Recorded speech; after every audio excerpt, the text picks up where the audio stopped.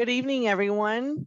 Thank you so much for joining us for today's webinar. We have partnered with our VESC organization in the School of Ed, and we have our very own Dr. Linda Bloomberg presenting Designing and Delivering Effective Online Instruction, How to Engage Adult Learners. My name is Emily Spranger. I'm an academic trainer in the Center for Teaching and Learning. There is no Q&A in this format, so please post any questions that you may have in the chat. And we look forward to having dialogue and conversation with you. I do want to pass this over to Dr. Amy Lin for a few brief words before we go to Dr. Bloomberg. Hi, everyone. I'm Amy. I'm excited to be here and to be able to help bring this book study to you, this book discussion with Dr. Linda Bloomberg. I want to mention Dr. Bloomberg spoke at our conference last week.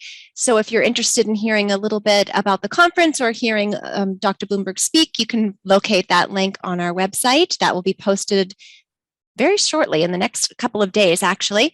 And just in case you didn't know, this wonderful book that Dr. Bloomberg has published was nominated by AECT for the Division of Distance Learning Award this year. And we're just so excited and pleased that she's willing to speak with us all today. Thanks, Dr. Bloomberg. Thanks so much, Amy, and thank you, Emily. I just want to say a big thank you to VESC for hosting this webinar in conjunction with CTL. So thanks to both of you, and I'm really excited to talk more about designing and delivering effective online instruction with particular reference to engaging and empowering adult learners. So as always, when I do present, I really would like this to be interactive and engaging for you as a participant. So please post your questions in the chat, and I'm going to be stopping periodically to take those questions and address them to the best of my ability and for us to engage in discussion. So yep, really looking forward to spending this hour with all of you. I'm going to switch off my camera so I can have very good reception on the presentation. So that said, let's move forward. And as I said, this is hosted by VESC, the Virtual Education Support Center of the School of Education of North Central University, an incredible support center that offers resources regarding teaching and learning online in various age groups to the entire community and outside of NCU community. So we're very grateful to have this great resource here at NCU. That is just the book. I know that some of you have the book. It's not necessary to have the book to engage in discussions that we're going to be having here this evening. So let's move forward. These are the themes that I'm going to be covering in today's session. And remember, the book is actually divided into 4 parts, but we're not going to go part by part. We're rather going to go by themes. Every time that I've presented on this book, I've structured the presentation somewhat differently based on the audience and based on the time available. So in the time that we have available here for the next hour or so, we're going to be looking at these 5 different themes, which cut across all of adult learning in all kind of contexts, not just online and hybrid contexts. So we're also going to be honing in and drilling down more deeply into how these apply in the online and hybrid environment. Because that is the purpose and the focus of the book. The first is adult learning principles. Second is engaging through presence. Third is creating a learning community. Fourth is ensuring and supporting learner empowerment. And 5 is respect diversity and ensure inclusion. And these 5 themes are woven throughout the book, throughout all of the chapters, whether it's designing, delivering, or evaluating online learning experiences.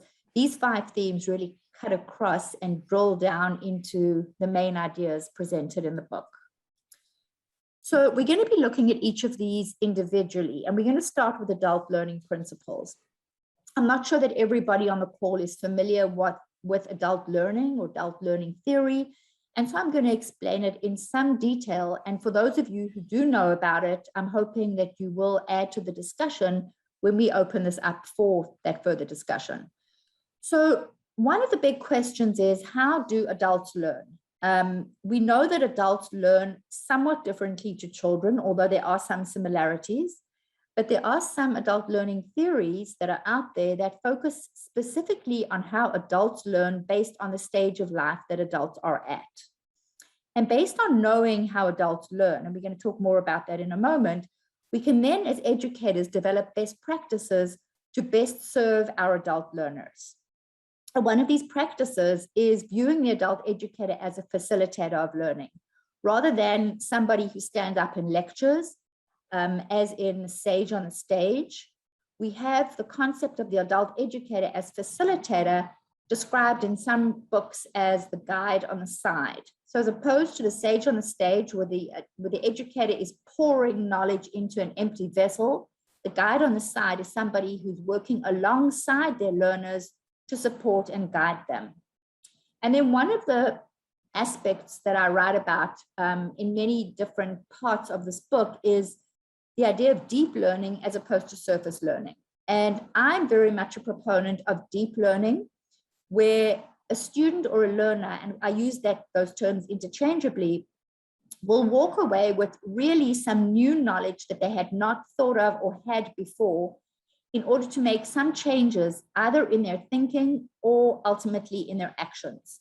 Remember, surface learning is very basic. It can be vague, it can be just some assumptions, it can be just a shallow amount of knowledge, whereas deep learning really gets to the heart of what education is all about. And that really is the focus of adult learning and adult education, is to move our learners or our students to a place where they can actually see things differently and start to think differently based on the knowledge that they've acquired.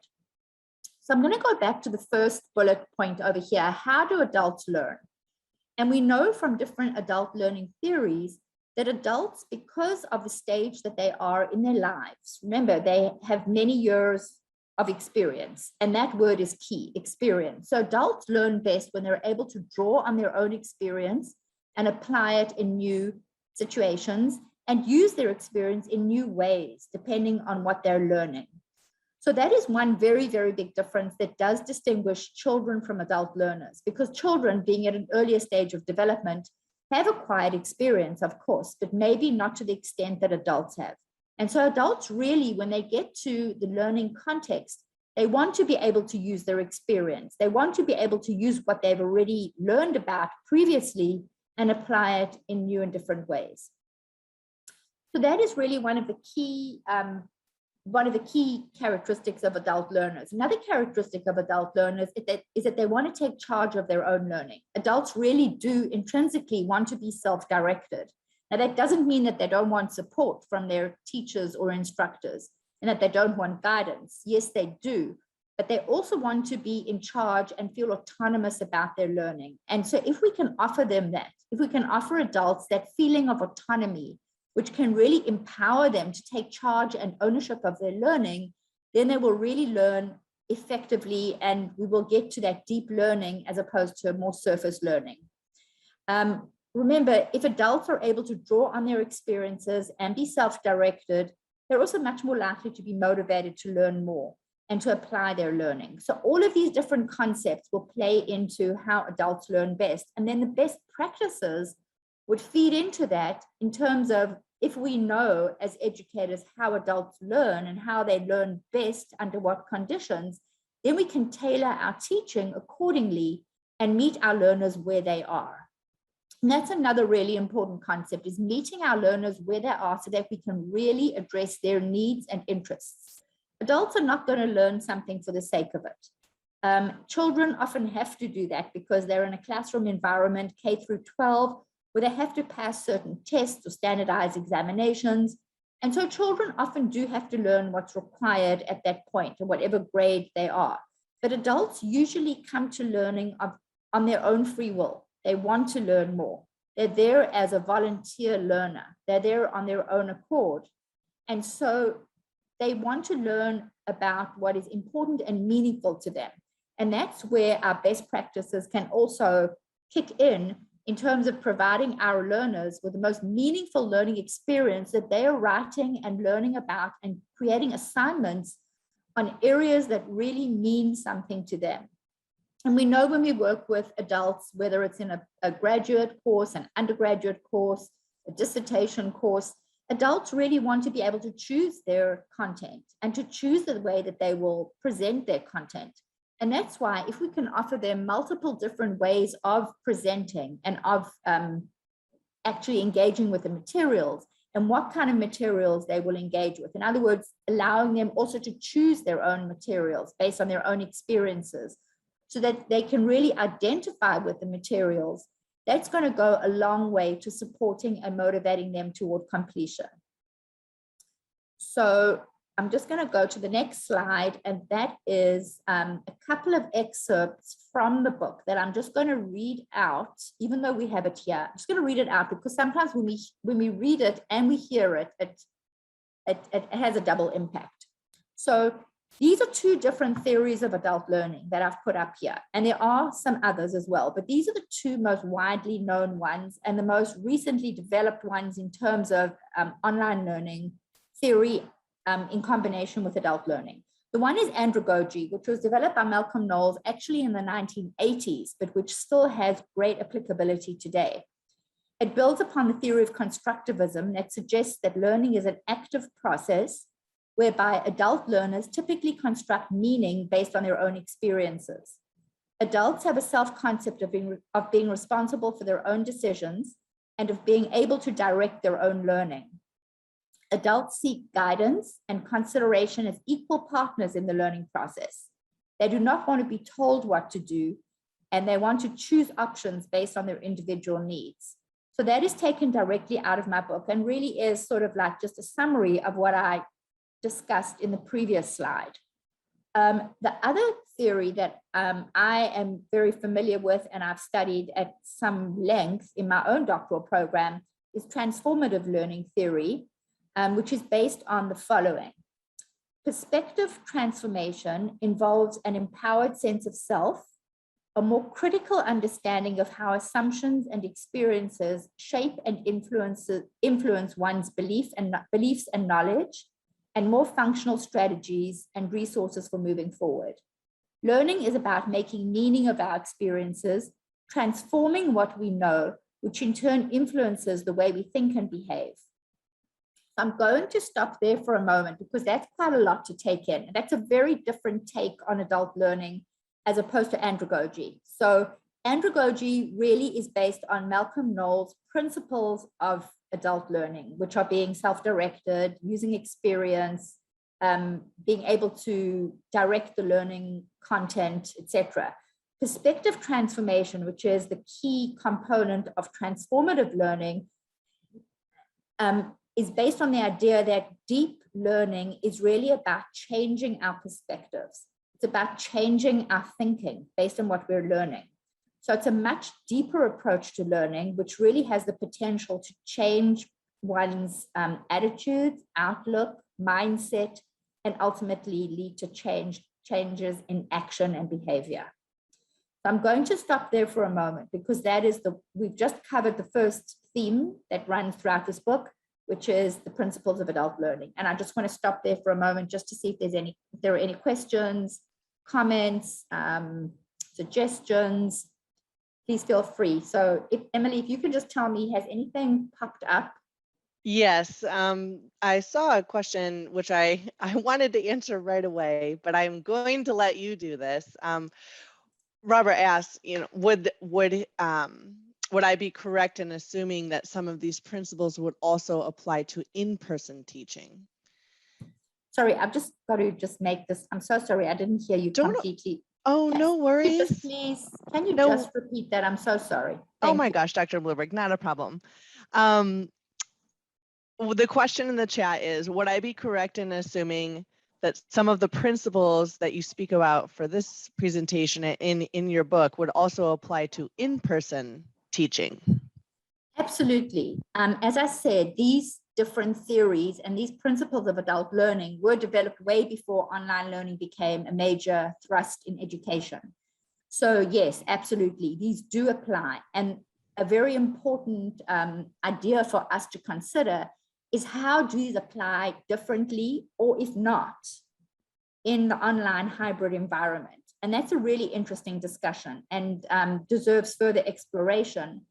But the way that I present these in my book is that that these principles apply to online learning, but absolutely, they were developed for regular face-to-face traditional learning in the first place. Great, thank you. Thank you, Dr. Bloomberg. I do have a question. I have a raised hand. So I'm hoping, Vince, that you are able to unmute yourself to ask the question. Yes, my question is a little more towards motivation.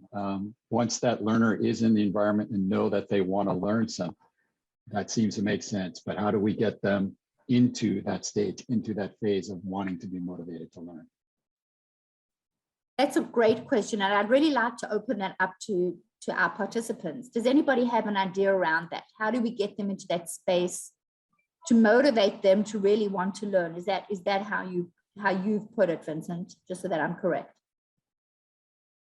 So it really goes back to motivation, encouragement. How do we get adults to that place where they want to learn? And that's a great, great question. How do we do that, guys? And feel free to raise your hand or pop a thought in the chat as well too, and we can share it in that space as well. And oh, hold on one second. I've got a couple of things that have come up. I'm going to ask Deborah to unmute herself. Great. Sure. I think that's a really great question, Vincent. I teach anthropology, a cultural anthropology class, and previous to starting my PhD in education here at NCU, I have another expertise in dance as well. And as a project presentation, I used to require for my in-person classes as well as online classes, I would have them do a project on some sort of cultural dance form from around the world, because of course that meets the topic of cultural anthropology, but also my area of expertise in dance. But through taking these classes at NCU, I've realized that the need to meet the students where they are and have it actually be applicable to their lives. I broke up my project options, and I'm going to be launching it this upcoming semester with 7 different options. So the anthropology students could choose to do a project in the visual and performing arts, for example, dance or carving sculpture from other cultures, or a business and economics project like the cooler ring the potlatch, or do a project on Bitcoin. Medical, health, and wellness, like eating the placenta and the afterbirth, things like that come from other cultures that maybe are not as applicable for that particular student, but they need to know it if they're going into the medical industry. Law and social control, like conflict, dispute, and resolution, how that is varied from culture to culture. Communication and technology, sanitation and engineering, religion and mysticism. And I'm sure the list could go on, but those are just some of the ways that I've applied the meeting the students where they are, where they have choice and autonomy within the topics. And of course, I'll be out of my area of expertise, but it's definitely growing me as an instructor. Thank you, Deborah, for sharing that. Thanks, Deborah. Absolutely. And there's several things, Dr. Bloomberg, that have popped up in the chat. So I'm just going to go ahead and read them real quick. And then I have one more raised hand. Sure. Couple of ways of keeping folks motivated by getting to know the person and what they're interested in that relates to the subject. Motivation is difficult for some. I tried to get to the bottom of the problem to why they do not feel motivated. So again, that's kind of getting to know you, I believe, as well too. Somebody said, I saw something recently about motivating students by reminding them of their why. Why are they in college? Pictures of children, dollar signs, family, etc. So the why there. Dr. Bloomberg, is it okay if I allow one more person to share their thought? Just before we have Jacqueline Ortiz's question, I just want to say, just jumping off that, is that in the book, there are 2 chapters that deal specifically with motivation and welcoming learners, welcome letters, welcome videos, synchronous meetings with students, motivational strategies throughout a course. There are lots of different ways that we can motivate our students to stay engaged and to feel empowered and engaged. I'm just not going to be able to get to all of those in this session, Vincent, and everybody else, but it is in these ideas are in the book, threaded throughout in terms of course design and course delivery and course evaluation. how we keep learners engaged and moving forward. Absolutely. Dr. yeah. Bloomberg, should we share one more thought and then Yes, carry on? please. Please. Okay. All right. Jacqueline, are you able to unmute? Yes, can you hear me? Yes. Yes. Yes, good evening, everyone. So my target audience is, they're all in the military, so they're with the United States Army. And so that's a tough crowd, especially when they've been in the military for over 20 years. And so anytime they have to go to any type of training, there's a stigma that, you know, what are you going to teach me? So how we've been able to somewhat change that mindset, it's starting out with our faculty. How do they see themselves? So they do not refer themselves as to teachers or instructors, because that is pretty much telling the students, I'm going to teach you something that you don't know already. And so if they see themselves as a coach, as a facilitator, then their instructional delivery will mold towards that. The second piece is the relationship between the faculty and the students. And so we engage the students with problem-based learning exercises in which they have to make decisions, and those decisions have consequences. And so that sort of changes the dynamics in the classroom, so they don't feel like they're coming into class and we're going to tell them everything that they need to learn. So Yes. that's the technique that we use in our schoolhouse. Yeah, thank you so Thank much you. for sharing that, Jacqueline. That is really how we approach teaching at NCU. The underlying message being that we are here to work alongside our learners as learning partners. And there is a chapter in the book that deals with relationship building, and it focuses much more on how we develop these learning relationships with our students, how we nurture them, how we sustain them, different tactics and strategies for maintaining the relationships and building these strong working relationships. Because if we are working with adults, especially in our one-to-one model, our students are relying on our relationship with them to move them forward. And so it's really very important to maintain and build that relationship, be it one of trust, transparency, availability, accessibility. All of these things play into keeping our students motivated and moving forward. So there are so many different moving parts and complexities to all of this. It kind of seems simplistic on the at first glance, but it's really very complex. And there's so many different ways that we can engage with our students and motivate them and keep them motivated. So thank you for all those great questions and great ideas. I really appreciate it. The second theme that I'm going to discuss is engaging through presence. Now, presence, as I presented in this book, is the community of inquiry model that was developed by Garrison, Anderson, and Archer in the 90s. And originally, they developed the model, which was based on 3 different types of presence: cognitive presence, social presence, and teaching presence. More recently, the idea of emotional presence was built into the model. And I'm just going to go to the next slide so we can just take a quick look at what the model actually looks like. This is it over here. The emotional presence is the new component, the more recent component. But these are the other 3: social, cognitive, and teaching. Social presence is how we relate to our learners in terms of engaging with them in a social manner. Cognitive is our engagement and connection cognitively in terms of how we think and they think. Remember, there are always 2 brains at work when we work with our students: the instructor/facilitator brain and the student's brain. And we have to work in sync with our students to actually know what they need and provide them with what they need.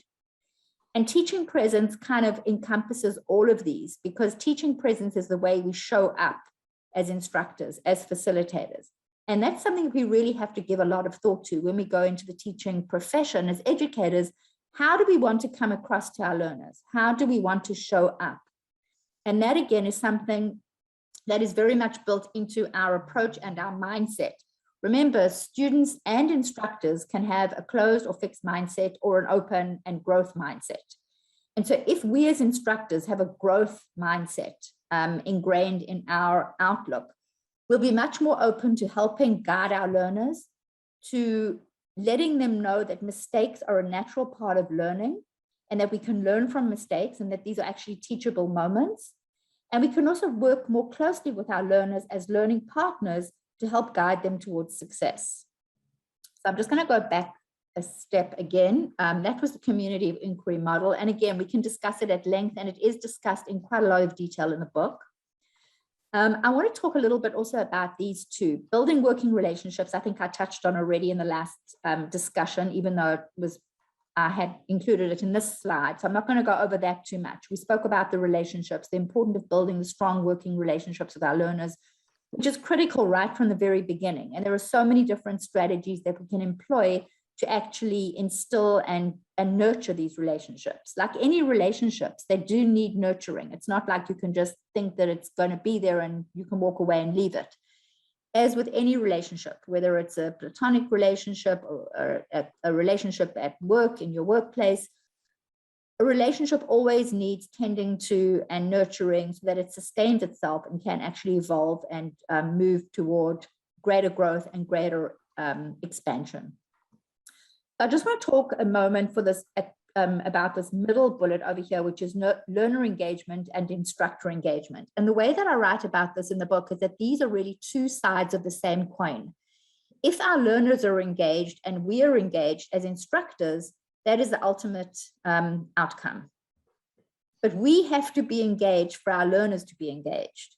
And our learners should be engaged for us to be engaged. So you can see how all of this kind of fits together. If we have a learner that's disengaged and we are working and working and working to engage them, that doesn't mean that we as facilitators are disengaged, but it's a much more, it's not happening as naturally as we would like. It's taking a lot of work. What can we do to support the learner? What can we do what input can we add that may not be working as yet? What resources can we guide our learners toward? What can we provide them with? Is it an academic success center? Is it more advisor support? Is it the library? Is it writing support? And so if our learners are not fully engaged and they're needing additional support, through our engagement, we can help them move forward. And then I just want to, again, just skip over the model, which I've just shown you, and just, what I've done with each of these themes is present a theme and then taken an excerpt out of the book, which is the underlying message that I'm trying to get across. And for this one, learner engagement and instructor engagement, the message is creating meaningful relationships in the online environment means taking care to be present by letting your learners know that you are here for them. And I'm going to stop for a moment there because that's a simple statement, but there's a lot that goes into that. So how do we let our learners know that we are here for them? And I'm going to stop for a moment for questions and discussion. Okay, if anyone has anything they would like to add or raise their hand, please feel free to do so.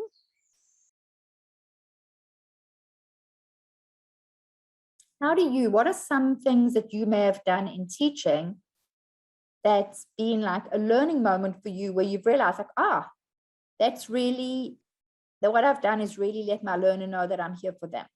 That really worked. Thank you so much. I have a couple of people who have raised their hands, so I'm going to ask them to unmute themselves. Vincent, are you able to unmute yourself? Yes, I should be able to. To answer your question, I think in the last few years, my last teaching position, the most profound thing was putting a refrigerator in my classroom and providing food. Living in a rural area, I was amazed at how many students showed up and didn't have a meal, didn't have breakfast, didn't have lunch, didn't have dinner. So being able for them to know there's a space they can come, get some food and just sit and listen to them made all the difference to how many of those students stayed in the classroom. Getting them in there, that was the big hurdle, but getting them to stay, that was relatively easy in comparison.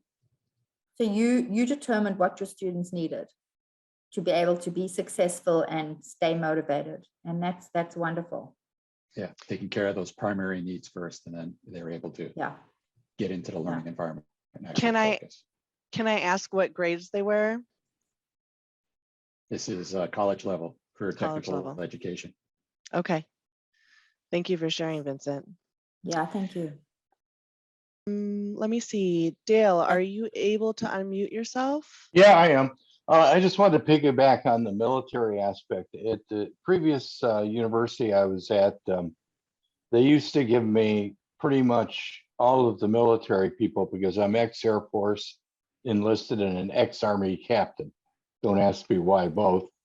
But I found that they felt more camaraderie because I did have the military experience, understood the lingo, and understood the things that they were going through.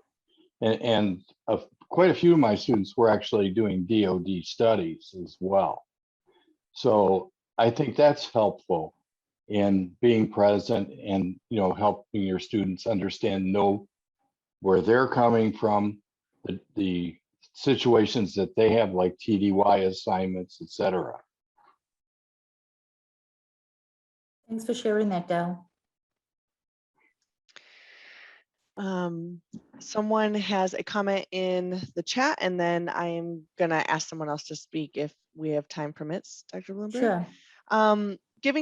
Giving adult students, excuse me, a kind of sense that they are partners in learning process rather than only learners. This was a comment in the chat. Do you have anything to add on that, Dr. Bloomberg?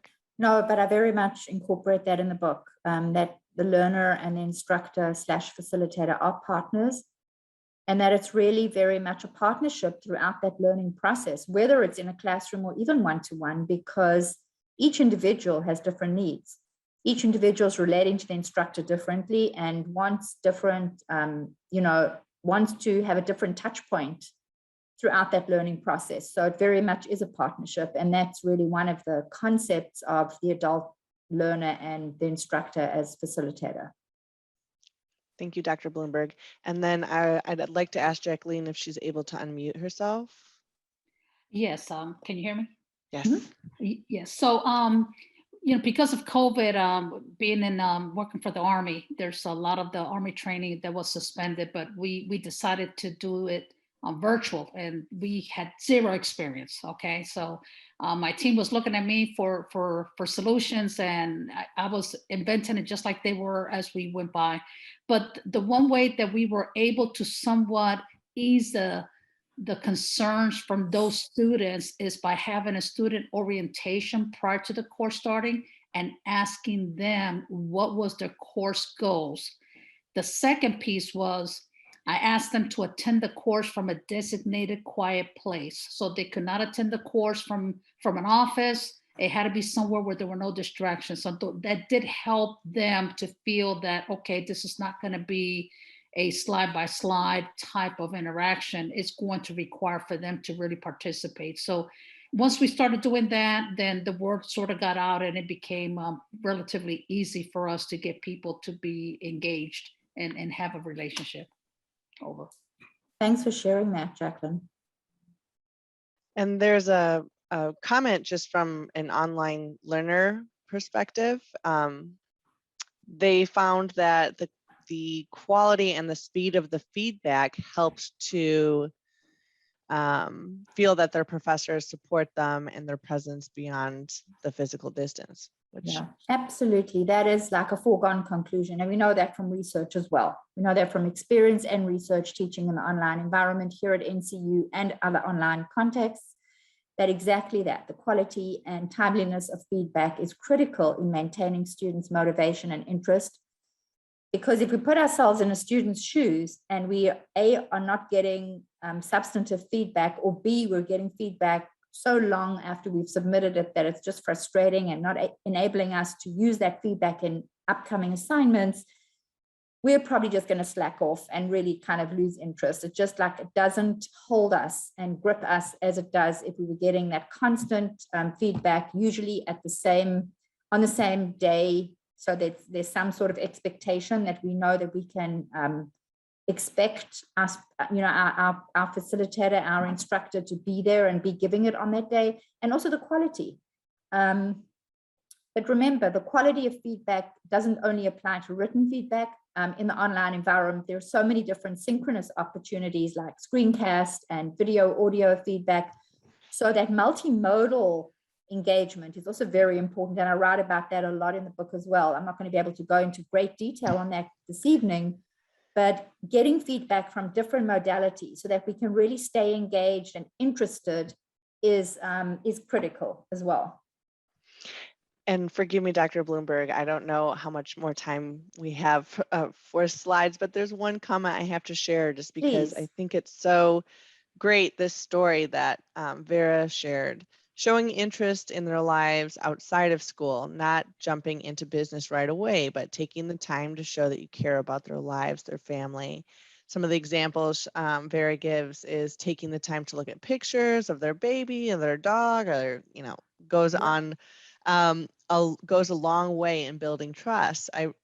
Vera mentions that she recently had a student who sent a video of him proposing to his girlfriend on a beach somewhere, and it was so amazing and so moving that he wanted to share the reaction. So Yeah. I don't know, I just think that's great. Yeah, absolutely. It's again, we're dealing with human beings, and we're human beings too. And so connecting on a human level is so important.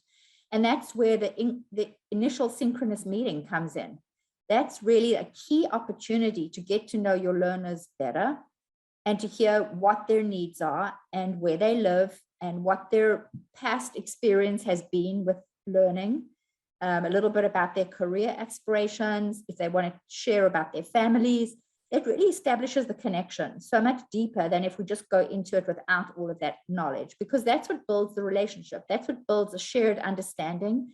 And we can also begin by knowing all of that, we can begin to know what our learners expect, their work ethic, and how we can best work with them. Because remember, every single learner is unique and has different learning needs. So there is no one size fits all or cookie cutter approach, as with any learning experience, not just an online environment. But we really have to meet each and every single learner where they are and know what they need to be successful.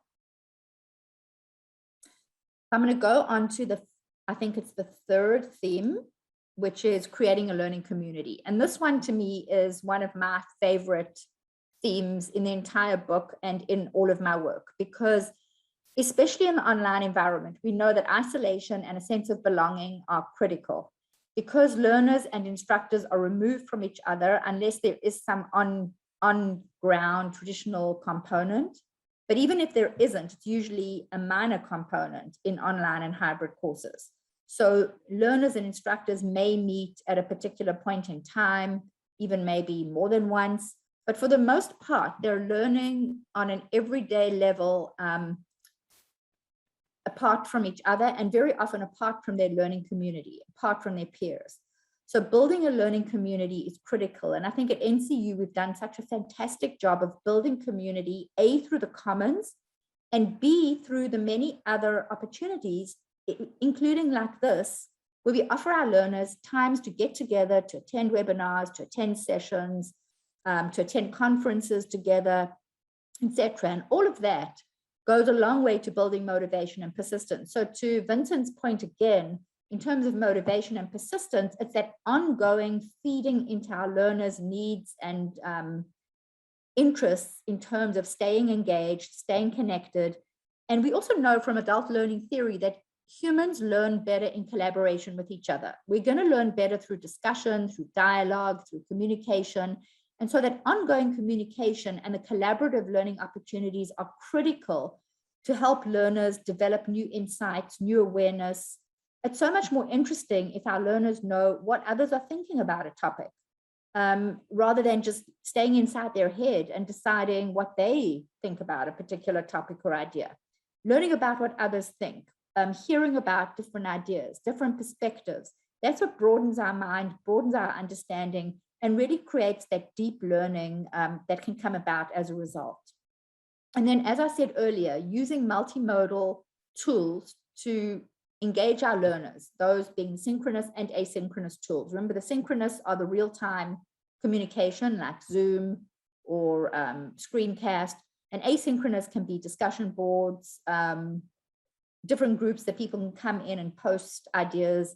So all of these different ideas really together and thoughtfully planned. And the key word is thoughtfully planned, because it's not just a matter of slapping together some tools and imagining that our learners are going to engage in them, or that they even want to engage in them, or that they even know how to engage in them. It's about creating a very, very clearly thought out, meaningful plan of engagement, so that our learners know where they can step in, what points are valuable to them. And they can also have that chance to advocate for themselves for what they need. And that really goes to the heart of learner empowerment, is self-advocacy. The fact that our learners can actually have a voice and a choice in how they learn. And that is a key part of my book, that those two ideas, voice and choice. So I'm just going to go to the next slide, which again is the message that I'm trying to convey here. And there were three different excerpts that I chose out of the book to highlight this idea of a learning community. The one is, online learning can be a lonely and isolating experience, and the creation of community is key to developing a conducive learning environment. Failure to consider the relational dynamics in the online setting may produce greater feelings of isolation, reduced levels of satisfaction, poor academic performance, and increased attrition. And again, that's all based on literature, on research. The research shows that the greater the opportunities for community engagement, the greater the opportunities for collaborative learning, the greater the levels of satisfaction, academic performance, and retention. The second excerpt is, developing a learning community has been at the heart of distance education since its inception, and the need to foster community in the online environment remains a focal issue by implementing strategies that will increase learner engagement, not only with the course content and with the instructor, but also with peers. And again, I come back to that idea of learning together and with and from peers, which is so critically important, so that students can have those opportunities for dialogue and reflection. Now, interestingly, one of the key characteristics of transformative learning theory is that transformative learning occurs through two components, dialogue and critical reflection. And only those can only happen in relation to other people. You cannot have a dialogue or critical reflection on your own. I mean, you can think, one can think and delve into opportunities in your head, but being able to talk out loud with others and to think more deeply based on what others are presenting to you is the heart of transformative learning. And the third excerpt is, revisiting multimodal engagement offers you the opportunity to again think more critically about your own practice and the strategies that you employ to maximize your engagement touch points with each learner. And I really say that, with each and every single learner. So I'm going to stop there for a moment for some questions and suggestions.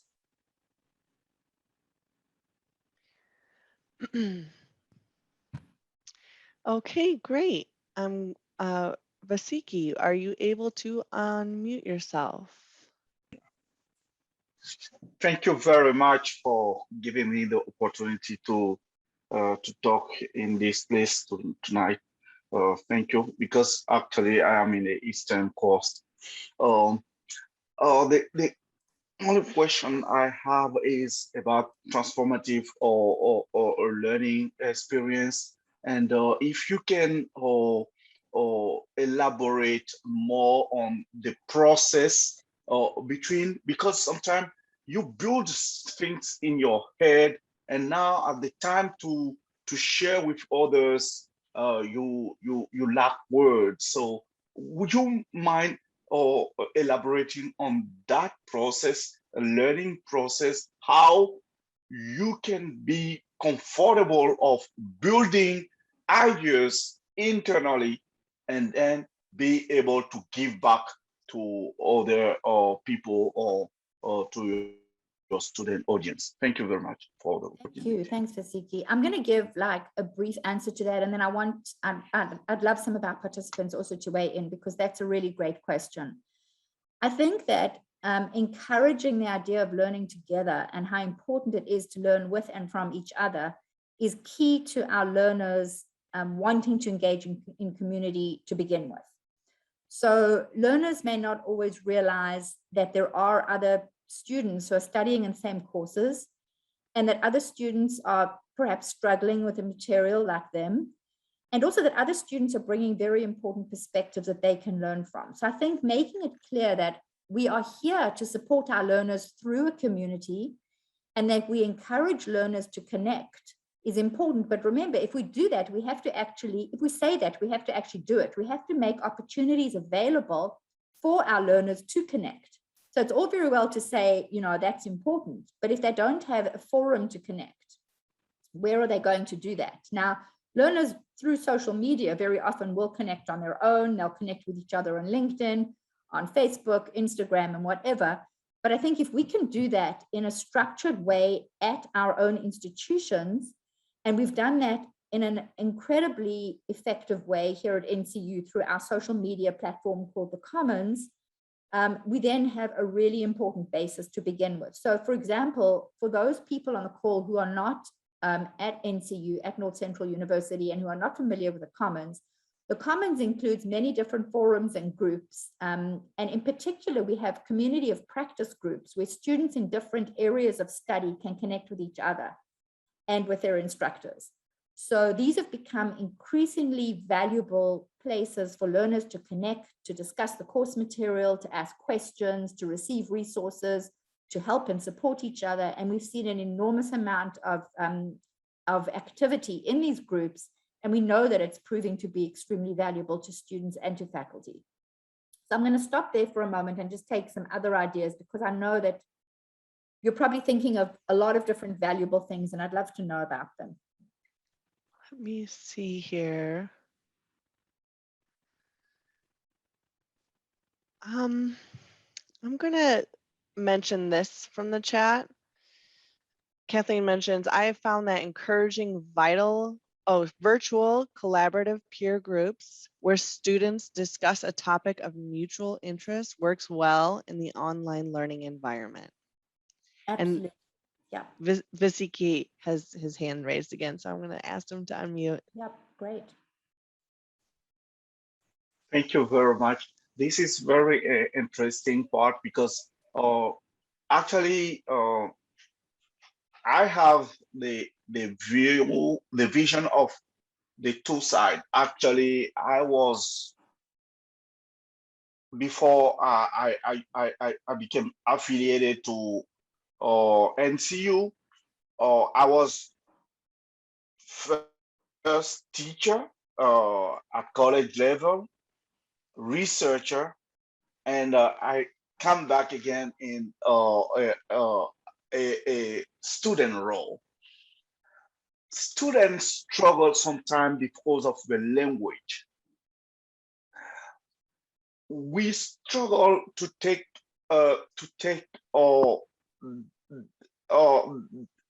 talk, because we are afraid to be categorized like a lay individual in the community if you don't talk the language. So if the education or community can be very transparent in terms of the different culture and the language across discipline, I think that will also help the student, because the language, there is no transparency about the vocabulary, the language, and the culture across a discipline.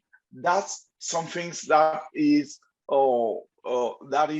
preventing the student to engage more or in front of other students.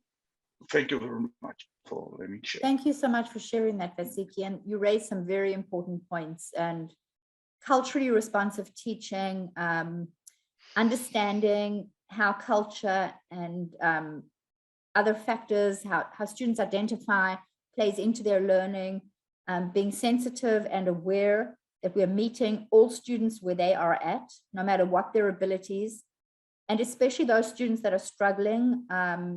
We have many second language English learners, many students from different cultures, especially in the online and hybrid environment. Remember, the world is like a global classroom. And so instructors are more and more called upon to be culturally responsive in their approach. And again, I also talk about that in the book. There's a whole section that discusses culture and teaching and culturally responsive practice. Thank you for that. Just in the interest of time, I think I'd better move forward. because we still have two themes. The one is, and this one we could spend hours on, it's supporting learner empowerment. In my writing, I've come to, in my view, and remember, mine is not the only view or not the correct view, but for me, I really believe that moving beyond engagement to empowerment is key, because it's not just engaging our learners, it's empowering them to take what they can from the learning experience, be autonomous, and use it in their own lives to bring about change in their own lives and the lives of others. So I'm very focused on this idea of empowerment, which encompasses ownership and autonomy, voice and choice, and self-advocacy. So all of these concepts that I've listed here, I've actually spoken about already in previous themes. But what I'm going to do is just read the message, and then I'm going to stop here because I really would love to also hear some ideas around this important theme. This book is grounded in the idea that we need to move beyond engagement to empowerment, and this requires a significant paradigm shift. The goal of education is to meet the needs of all learners, offering them the ownership, agency, and autonomy to engage in the learning experience so that they're empowered to implement changes in their own personal and professional lives and ultimately in the lives of others. I also write that developing self-advocacy skills to be able to communicate learning needs supports greater persistence in learning. And that self-advocacy is a really important piece that goes along with the ideas of voice and choice. And it really implies the need for learners to be able and willing to advocate for themselves, to let their instructors or facilitators know what they need. Because remember, very often, unless our students tell us, we don't know.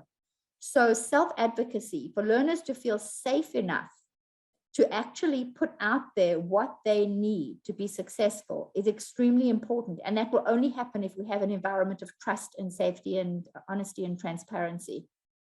So again, it all comes down to the relationships that we build for our learners, with our learners, so that they will feel that they can trust us in being honest about what they need so that we can support them to the best of our ability as facilitators. And I'm going to stop there again for some questions and comments.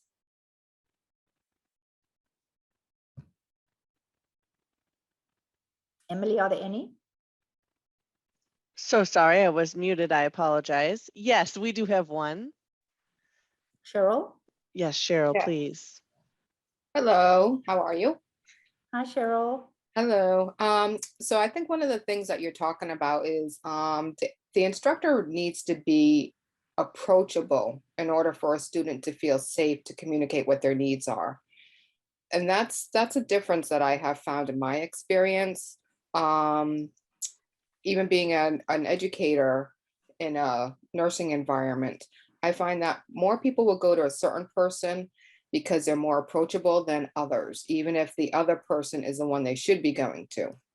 So making sure that you are a listener, that you listen to what they are saying and not just kind of brushing them off if they have a concern about something. That makes a big difference. But being approachable, I think, is one of the most important things about being an instructor these days, so that a student does feel safe to come to you. Yep, that is really important. And I write about transparency, visibility, availability, accessibility, all of those things which have slightly overlapping meanings, so that our students do feel that they are within a safe environment to be able to ask questions and receive answers and support that they need. And also that their instructor is there for them. It's just so important. And a disengaged instructor gives a very different image of themselves than an engaged instructor. And so it just comes down to that engagement once again, that our engagement as instructors, as educators, is going to determine how engaged our students are. And it's really as simple as that. If we are not engaged in their learning and in their success, how can they be engaged? How can they feel supported and safe and ensured that they can be successful? So any other questions or comments? Or two other people? Yes, yeah, I'm going to go ahead and ask Mike if he can unmute himself. Hopefully. Let me try one more time. here. Okay, can you hear me? Yes, Thank you. I'm sorry about that. no worries.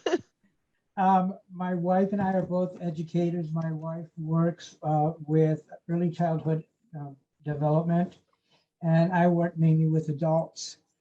One of the biggest issues for me in making a transition from in-person classes to online classes is the learning curve, especially with the amount of technology and advances that have come to us so rapidly. Some of us have a greater learning curve than others, and there, in my experience, has been a little bit of frustration in, finding the avenues and the availability and the feedback, the ways to get feedback. And I know that I have at sometimes just given up and thought maybe I'm just not ready, or maybe it'll come sometime soon. But if there's any way to minimize the learning curve with so many learners from different parts of the world and different levels of technological savvy, if you will, I think it would be great, to create that availability at a quicker pace for most people. Yeah, well, part of my impetus for writing this book was to give instructors some key strategies to do just that, to actually upskill themselves to teach online effectively, both in the fully online and hybrid environments. And there's a lot of material out there on online teaching strategies and different supports and different resources that one can use. The appendix of the book is also extensive in terms of a lot of different resources that one can access to better understand the online environment, the needs of learners, different tips and tricks, etc. So you're right, there's a lot to learn. There's definitely a learning curve. One cannot just take a traditional teaching playbook, as one may have used in an on-ground classroom, and think it can just transfer over to online. It just doesn't really work like that. The online environment is very different. It is a different context. Learners are presented with different challenges, different barriers, including access to the materials, to the hardware, to the actual learning context. So there are so many different ways that we have to really change our mindset and our playbook to address online learners. And I write about that specifically throughout the book. Thank you so much. Thank you. Thanks for that great question. Are there any others before? I know we're almost at the top of the hour. I think I'm just going to move forward just in the interest of time. I'm so sorry. The last one is, and it's just a huge, huge area. I'm not even going to be able to do it justice. It's addressing diversity, equity, and inclusivity in our teaching. It's all about access. It's culturally responsive teaching. It's addressing implicit bias. It's different pedagogical strategies in terms of course design and development. And very much it's about reflective practice. What can we as educators, as facilitators, how can we improve our practice on an everyday level? How can we continually move forward, improving and improving and improving and doing better, reaching more learners, being more effective with our learners, addressing barriers and challenges more effectively? All of this requires reflexivity, which is that word that plays into reflective practice, and that is thinking more deeply and critically about our practice and what we can do to improve. And we can only improve if we really give thought to that, including what are our implicit biases? Are we being culturally responsive? Are we providing access? Are we being gatekeepers and preventing access? All of these different questions, again, part 4 of the book is actually about reflective practice. And there are lots of different exercises there for educators to really delve more deeply into their practice and really take on that critical question of how well am I doing and how can I be doing better? And the underlying message for this final one is, and actually I'm not going to read them because we're on the top of the hour, but you can read them here and we will be able to have this presentation. You will have it from the CTLs, will be posted. But I'm just going to read the final one. And that is, with diversity comes a great deal of responsibility for educators who must be able to communicate effectively with learners of multiple cultural backgrounds and also empower their learners to celebrate diversity. We begin building relationships by working on ourselves and reflecting on our role as teachers by examining how our personal and cultural experiences inform our teaching practices and biases. So with that, I'm going to leave you with these ideas about thinking about your current practice, what in your teaching playbook may need to change, what might you consider doing differently to engage and empower all of your learners. And think about this, think about what you've learned here today, lock in your learning. What have you learned? In what ways will you apply your new learning to your practice as an online instructor, a thoughtful online instructor? And we're just about at the end. So I can stay on for another few moments or 10 minutes. I'm not in a rush. If anyone wants to stay on, Emily, I don't know if you have a hard stop, or Amy, but if there are any pressing questions, I'd be happy to take them now. I do not have a hard stop. I do have a 4-year-old who came to bug me there right now, but do we have any questions? Anything that has come up that you'd like to discuss before? Yes. Okay, great. Vincent, are you able to speak? Yes, I think so. Thank you for taking the time to speak to us today. My earlier question was really geared towards how do I get that individual, that adult learner, to set aside the time to make the choice to get into the classroom. With all the distractions we're faced with, getting kids to soccer practice and picking them up from band and all that kind of stuff. Living in this rural area that I am, there are a great many hurdles that need to be overcome before they can even think about making a decision to go in the classroom. And I'm wondering if you had any insight or anything you came across about reaching to them before they even decide to register for class. Yeah, I think, and this is just like something that pops into my mind, is that for learners to want to engage in learning means that they have to see the value of that learning. They have to understand what's in it for them, not just immediately, but in the future. So if advisors or educators can have those discussions with learners about, if you take such and such path or such and such course, this is what you could potentially do with it. Or these are the skills you can apply in such and such context.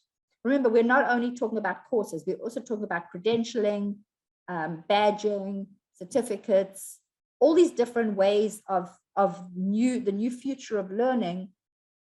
But all of them have the same underlying purpose, which is skilling and upskilling our learners for today's world and for the future world that's coming down the pike that we don't even know much about right now because it's happening so quickly and so rapidly. So just in terms of what we've seen over the last 2 years and what we know is going to be taking place in an evolving and rapidly evolving fashion over the coming months and years, I think our learners are as confused as us about, how is this going to serve me? What's it going to do for me? Like, is this really going to be useful and beneficial to me in my life or in my career? And I think having these discussions and trying to help our students understand what the value of their learning can potentially be is an immediate step to helping them make that decision to actually step into the classroom. Any other thoughts? Because it's a really great question, Vincent, and I'd love for us to talk, all of us, to talk more about that. It's just such an important topic. It's actually getting learners to engage on day one. It's not even day one, it's pre-day one. It's in getting learners to develop that spark of excitement about what they can potentially learn and how they can use the new knowledge in new ways in their lives. So what other ideas do some of you have at this point? Dr. Bloomberg, I'd like to chime in here, Dr. Bakari. The last question, as well as your answer, really speak to the heart of what I do on a daily basis when I encounter students. Oftentimes, students need more of the mentor than the professor. And by mentoring them, what I'm talking about is helping them envision what, as you said, what their education can do for them. Quite often, I find that the student is looking up to us as professors and teachers and instructors to help them create that vision. Yeah. So when we know who they are, when we've had conversations with them, when we find out more about them, we can be much more imaginative, and also connect with them at a greater and deeper level, to help them along that path. Yeah. It is so critical, especially in an online or hybrid environment where students oftentimes will feel disconnected from what they're attempting to achieve, and from their educational journey. We have great opportunities to shape them and to point the way and to encourage them. But it all really gets down to the fact that we have to know who our students are. Yeah, Thank you. Absolutely. Absolutely, Dr. Bakaria. I hear you on all of that. And another idea that comes to mind, and I've seen it work really well, is not just the one-on-one engagement with a student, but sometimes at the very beginning of a course, if there's some sort of orientation, where students have a chance to hear what other students are looking for and what other students have ideas about how a course might be useful to them. That's also like more than just that one-on-one, is that broader community engagement, even before something begins. In an orientation, for instance, where students can discuss, well, hey, if I do this course, I may be able to become a teacher. And other students, well, but have you thought of this or have you thought of that? And that sparks that engagement and that dialogue and that critically reflective thinking, which again creates community out of the gate and also establishes some sense of like greater enthusiasm for each individual. But I think that this is a very important question. And I think that our advising team can also play a really important role at this level, where students are just inquiring about courses and thinking about the different options. That greater expansive discussion about what these options are and how they might play out differently in a student's future is really important to engaging them as well. Are you able to? The, oh, good. Just making sure. One of the things I started to do, again, teaching adults in a career path, heavy equipment maintenance and repair. First day of class, here's what I need to have completed by the end of the semester. Tell me what you want to have completed by the end of the semester, and let's discuss how we can get to that point. And we actually draw up a formal official contract to saying, here's what happens when you show up, you're 10 minutes late. Here's what happens when your cell phone goes off. Here's what happens when your homework is not turned in on time. And the engagement in that class was phenomenal, 100% from beginning to end. Yeah. And this had such an impact on one of the students that I met them at a restaurant, totally unscheduled. And he brought up the fact that he just found it and he was amazed at how much of an impression it left on with him and how much he learned in that class, because they were part of defining what that learning environment was going to be. And the so way important. you're talking now about establishing a goal, sorry, I don't want to interrupt, is like if we can share the syllabus with the student up front and say, this is the deliverable that you're going to need to produce at the end of the 8-week course or the 12-week course.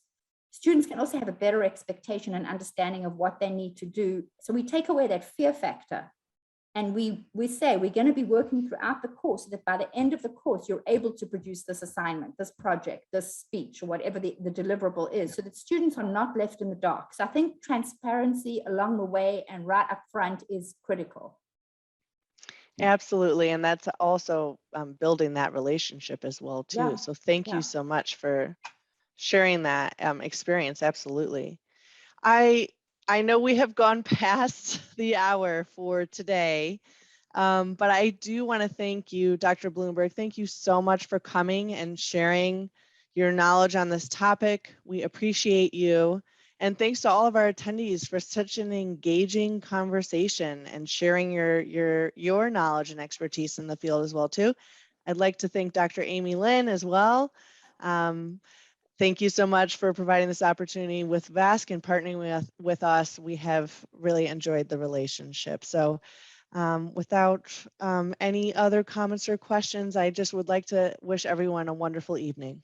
And can I just say one last thing, Yes, Emily? And of that is, course. I also just want to thank everybody for their participation and for VESC for hosting this in conjunction with CTL, with you, Emily. But also want to say that we don't have to stop the conversations here. So we can continue conversations within NCU through email, through the Commons. I'd love to have these discussions ongoing about how we can support our learners, because there is so much to learn and gain. It's a win-win situation for us and our students. So please feel free. And if anyone wants to reach out to me through email, if you have a question or a suggestion, I'd be more than happy to engage in a discussion. Absolutely. Thank you so much for that last bit of information, because we can continue this conversation in platforms like the Commons and so on and so forth. So thank you all and have a great evening. Yes, thanks everybody. Take Thanks care. so Thanks for much. attending. Bye.